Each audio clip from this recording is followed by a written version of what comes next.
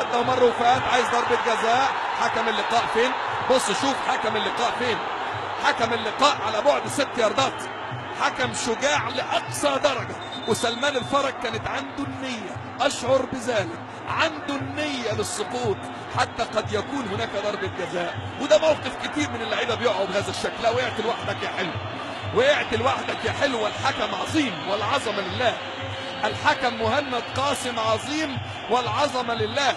من الشوط الأول قلت لكم الحكم شجاع، المواطن العراقي بطبعه شجاع، ولكن حكم وسط 60,000 والسعودية تبحث عن بطولة غايبة 11 سنة في مواجهة قطر في يوم كبير زي ده، لم يدر إلا مباراة واحدة فقط، لا زال عمره 33 سنة.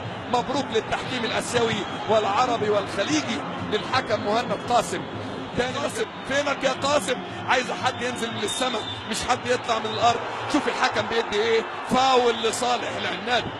أي شجاعة يمتلكها هذا الحكم العراقي مهند قاسم، يسير على ضرب الكبار في العراق، صبحي أديب والجبوري وصلاح محمد تريم وأسعد خضير وإسماعيل محمد إسماعيل وسامي ناجي وطارق أحمد.